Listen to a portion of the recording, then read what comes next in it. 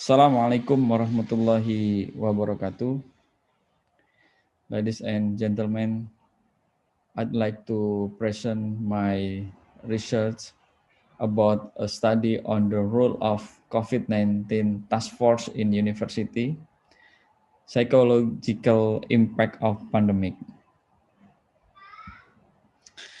As we know, the spread of COVID-19 in a massive or wide community, especially in the university environment. COVID-19 also has social, economic, and psychological impact. Mostly, the intervention targeted the social and economic impact. However, the intervention of psychological impact is limited.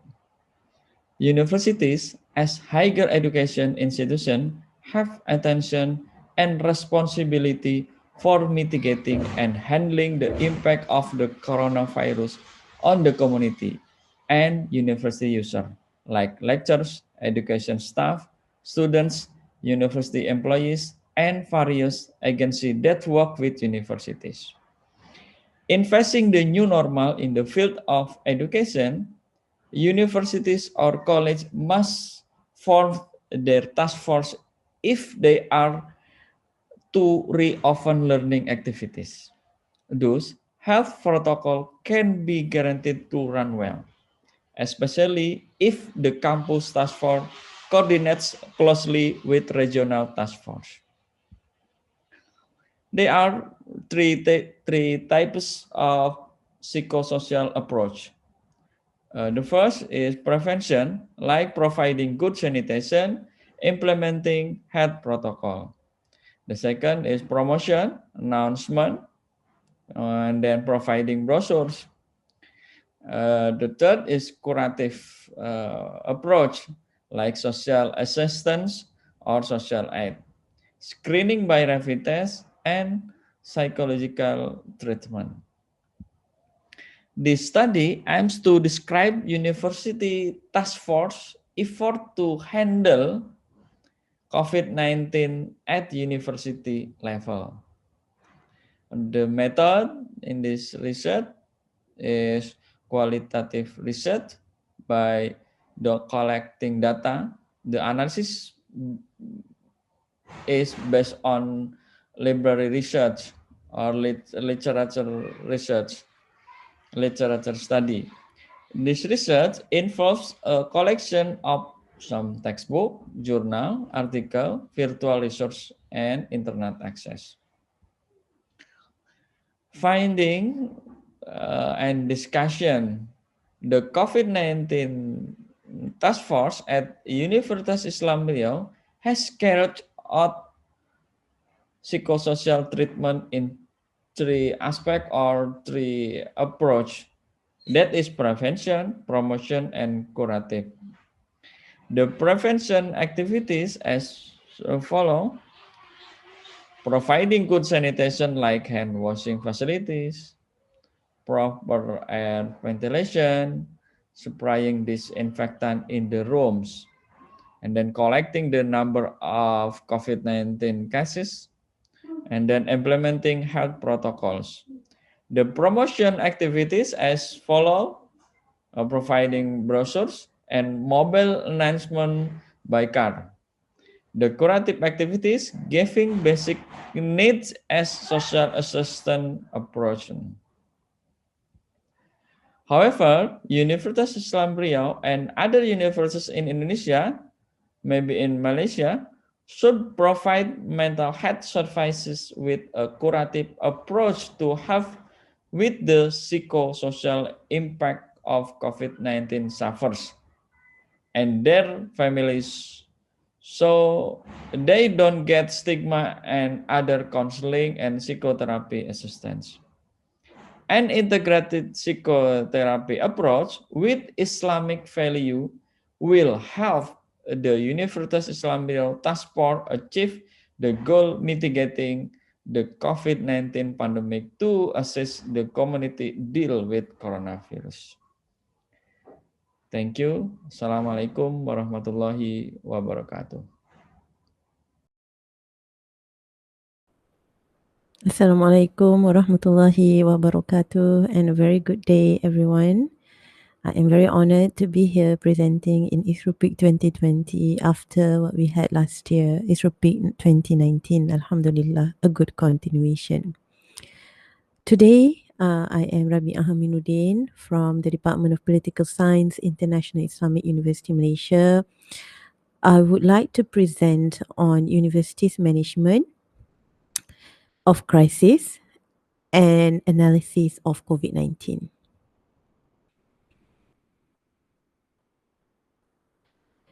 So, a little bit of background. So, at the end of 2019, in December 2019, WHO, the World Health Organization, was alerted on the increasing numbers of pneumonia cases, viral pneumonia cases in Wuhan, China. Early January 2020, the Chinese government has announced that the viral outbreak of pneumonia was caused by a novel coronavirus. Little did the world know at that particular juncture of time that this particular novel coronavirus would cripple almost all countries in the world. Until now, the virus has spread globally and has led to more than 63 million cases and also almost 2 million deaths around the world. As a novel coronavirus, and it is easily transmitted from one person to another person, and there is no vaccine yet up until this point, governments around the world scrambled to find the best way to contain the virus, and they resorted to various approaches. Most of the governments were left with no choice but to resort to much more stringent measures, which include closure of borders, international borders, and also to restrict public movements. These also include Malaysia, in which we have faced about 3 phases of movement control order, with the first phase of movement control order introduced on 18th of March 2020 being the most stringent one. Governments were left in dilemma whether to choose lives or livelihood, and to find the right balance between lives and livelihood is definitely not an easy task. Stringent measures introduced by governments definitely affected the higher education institution. Higher education institution industries are already disrupted with the advancement of technology and the changes of business models in the recent years. COVID 19 has basically intensified the dilemmas and issues faced by higher learning institutions. It exposes the weaknesses of higher learning institutions, especially in terms of its slowness to adapt to changes, as well as the lack of investment to upgrade its facilities. One way that higher education institutions are greatly affected is because the restrictive movement control orders introduced by the government has led to abrupt stop of all on-campus activities, which includes learning and teaching, research, and all core curriculum activities. Closure of borders or tightening of international borders also has led to a number of international students and staff stranded outside of the country. When we talk about crisis management, higher education institution is not immune from unexpected tragedies or crises. Higher education institutions have demonstrated higher awareness of the need to have crisis management action plans, especially when there are chainless of unexpected tragedies, such as what happened in Virginia Polytechnic Institute in 2007 with the mass shooting spree.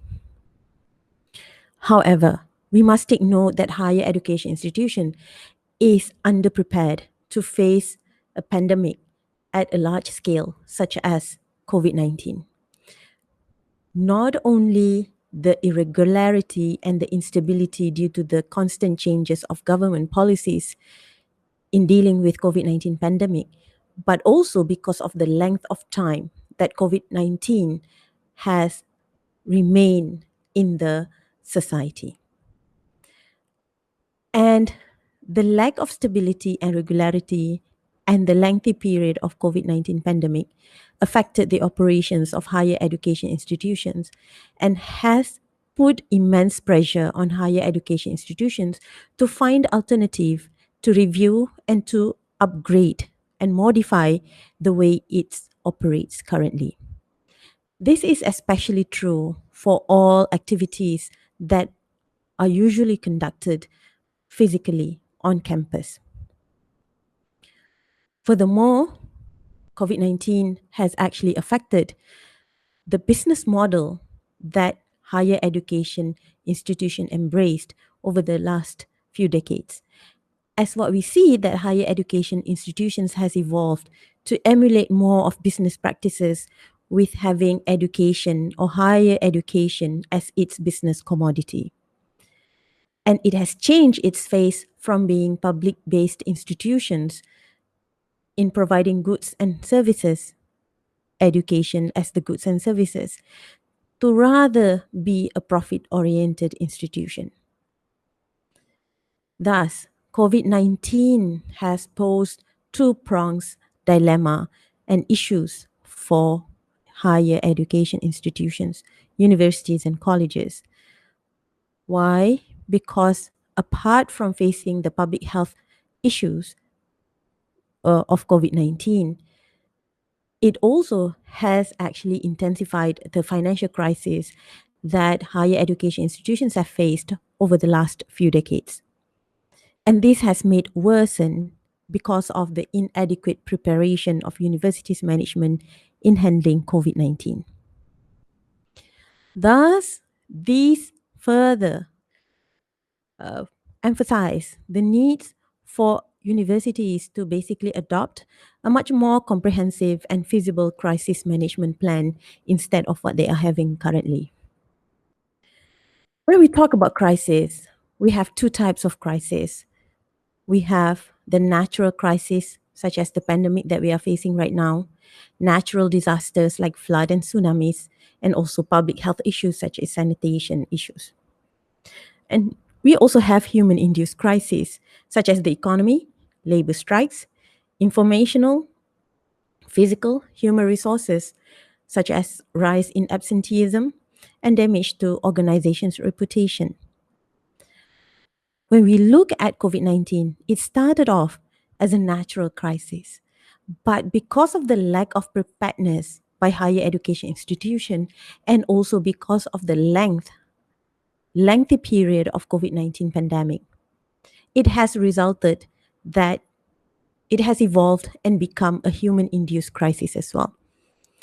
So, higher education institutions now have to look at COVID 19 not just as a natural crisis due to the pandemic, but also to actually look into what kind of human induced crisis that will be the consequences of COVID 19, such as the loss of motivation among staff and students, the rise of absenteeism amongst students and also staff, and also economic factor in which it can lead to also strikes by staff and students who are not satisfied with how universities are handling COVID 19.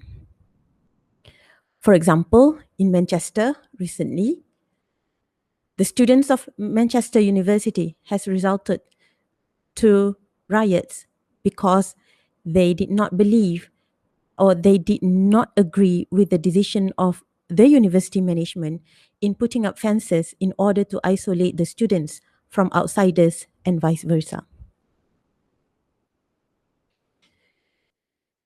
When we look at COVID 19, we can also look at COVID 19 as a positive thing, in which COVID 19 actually provides the critical juncture for higher education institution to change its path trajectory and to reform itself and to avoid higher education institutions from becoming dinosaurs in the future.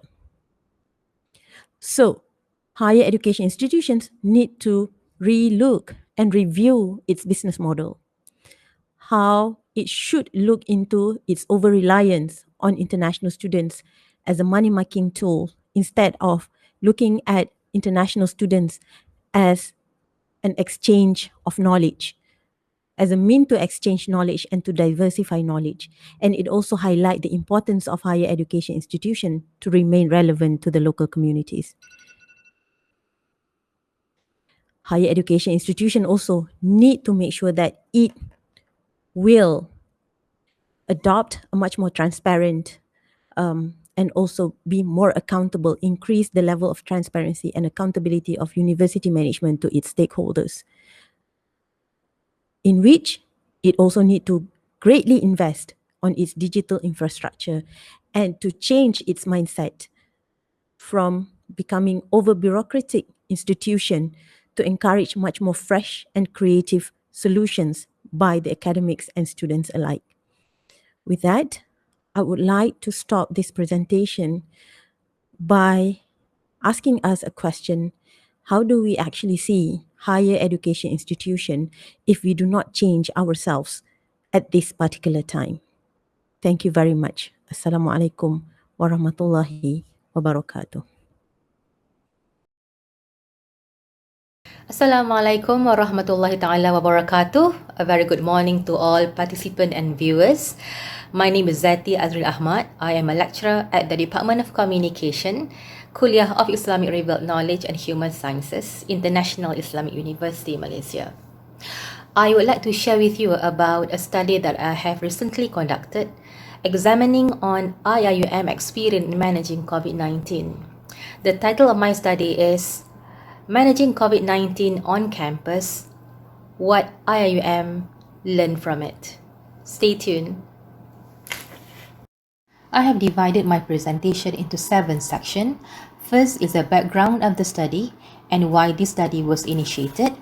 Third, research assumption followed by research question. Next, I will be addressing on the methodology adopted in this study, followed by findings and finally conclusion.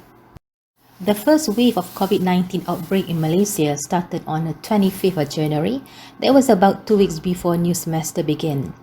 Just like other universities, IIUM has taken preventive measures to ensure the campus community is safe from infection. IIUM Health and Wellness Center has conducted health screening for new students and returning students who arrived mainly from China. They were also required to undergo home surveillance at designated mahallah on campus. As the number of COVID-19 cases in the country increased, IIUM had taken a drastic action of postponing all teaching and learning activities from 13 February until 23rd of February. In an attempt to facilitate communication during the pandemic, IIUM has launched its official Telegram account on March 14 to ensure information reached the campus community effectively. At the same time, all regular physical teaching and learning or RPTL activities were replaced with emergency remote teaching and learning or ERTL during the movement control order. There were about 2,500 students residing on Gombak campus during the MCO. Why this study was initiated? Now, crisis has been dominantly viewed as a negative event that brings both threats and opportunities. However, the opportunity that inherent in a crisis is not given enough attention in the literature. Therefore, this study was initiated to examine the crisis discourse that emphasizes on renewal and prospective vision based on IIUM experience in managing COVID-19 on campus. This study was developed based on 3 research assumptions. The first assumption is organizations that learn from a crisis will have greater opportunity for growth and better prepared for future crises. Second assumption is ethical communication is important to secure stakeholders' trust and support during and after a crisis. And the third assumption is focusing on prospective vision will help organizations to be more resilient to face future crises. This study aimed to address 3 research questions.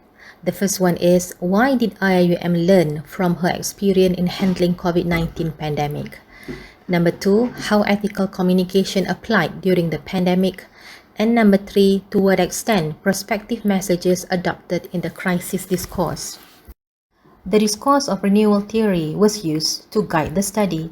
This theory focuses on the optimism and prospective vision of organization in dealing with crisis. This theory also affirmed that organizations that learn from a crisis will have better opportunity for renewal by making corrective action, adjustment, and strategize for future growth. The study adopted a qualitative approach in which data was collected using in-depth interview and an audiovisual material. An in-depth interview was conducted with the director of the Office of Communication, Advocacy and Promotion, who is also a Sejahtera Council member. In addition, the rector's special message to IIUM community in the form of video was also examined. Both interview and videos were transcribed verbatim. Thematic analysis was adopted by looking at the dominant themes that emerged from data. What have IIUM learned from the crisis?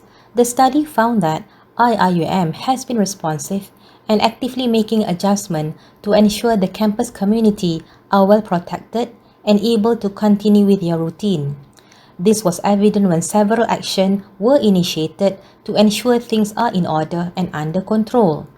For example, the establishment of Sejahtera Council that was formed to be the task force to manage the crisis. At the outset, there was no official committee or body that assigned to manage the crisis at the central level. Next was the formation of the Operations Center Committee that was responsible to update, to discuss, and make decisions on daily basis. IIUM also committed to continue its teaching and learning virtually to ensure quality of education process is sustained despite the pandemic. The responsive theme was dominant, and I have shared a few here on the slides. Based on the quote, the interviewee did acknowledge that they have made a lot of mistakes. There is a lot of mistake we done in the first place. In the second quote, the interviewee mentioned about how difficult it was to handle the situation at the first place. He stated that to handle the situation at that time was very difficult because there is no central body. This is when the establishment of Sejahtera Council was decided.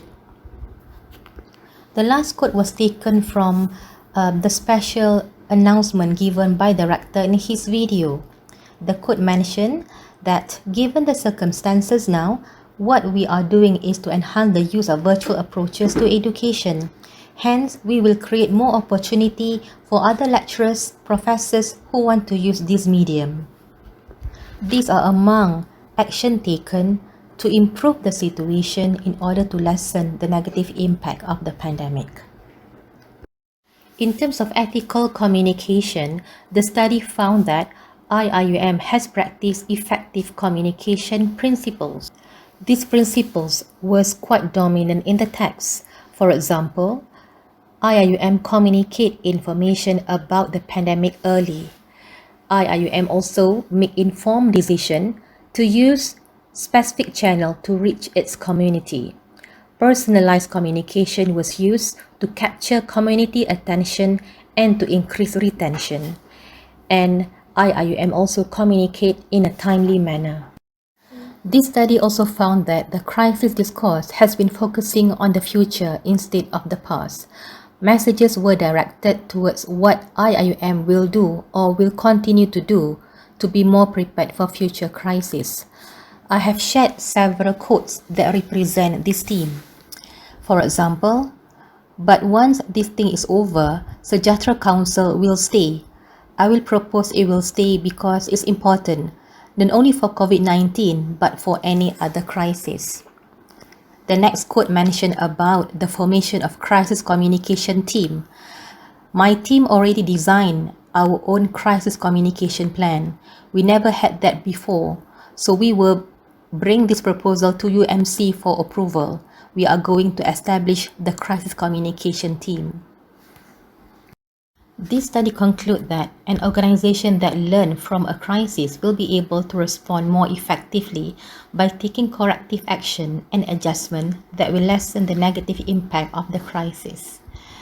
The second conclusion is ethical communication and prospective messages help to secure trust and support from the community during and after the crisis. Thank you so much for listening, and I would welcome if you have questions. Thank you very much. Assalamualaikum. Bismillahirrahmanirrahim. Assalamualaikum. My name is Aini Maznina Abdul Manaf from the International Islamic University, Malaysia. Today, I'm going to share the topic of my presentation, which is social media use in managing COVID-19 pandemic in higher educational institutions. The contagious nature of coronavirus pandemic has rapidly altered people's lifestyle around the world. In Malaysia, upon an announcement made by the Prime Minister that movement control order is imposed in the country beginning March 18, 2020, as a strategy to flatten the curve, many organizations has been asked to temporarily cease their operation except for organizations which provide essential services. Similarly, all schools and higher educational institutions, including universities, were instructed to close. Staff were also instructed to work from home. Students were given choice whether to return home or stay in their campuses. Consequently, students, staff, and parents were panicked and looking for information from mainly social media to reduce their uncertainties. Literature affirms that crisis is commonly communicated about through social media, which are extensively recognized as platform for crisis communication management. This is due to the notable feature of immediacy, which allows users to be connected in a real time. Despite the importance of social media in crisis communication, not many studies conducted in higher educational institutions setting. Hence, I carried out this study to explore how social media is used in managing COVID-19 in a public university. I conducted my study in the International Islamic University, Malaysia.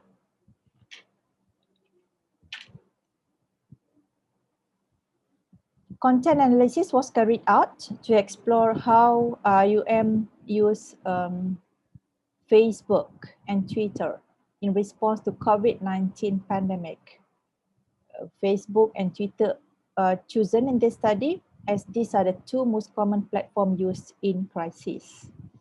All text and photos from IUM Facebook and tweets for the duration of 3 months, beginning from 1st March until 30th of May 2020, were collected in this study.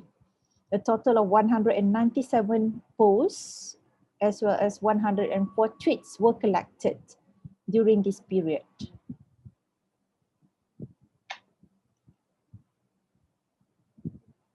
The frequency table on the category of information indicated that the majority of information posted by IM official Facebook and Twitter are COVID-19 related messages, which carry 66% and 61% respectively.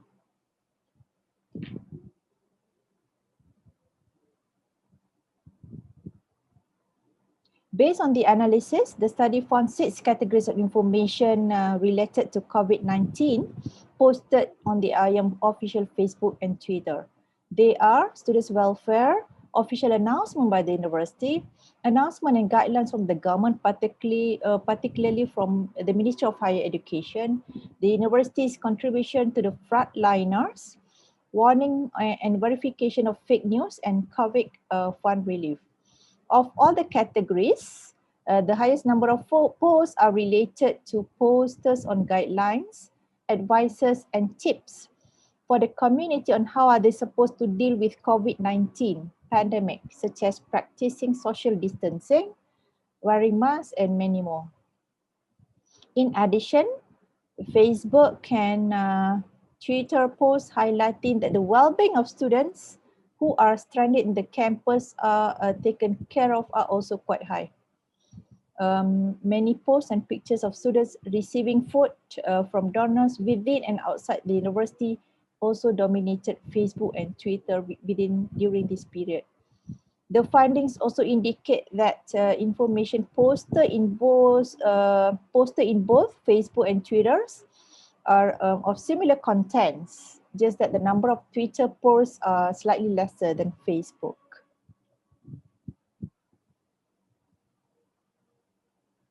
In this study, I was also interested to see how messages are posted in Facebook and Twitter and what strategies they used.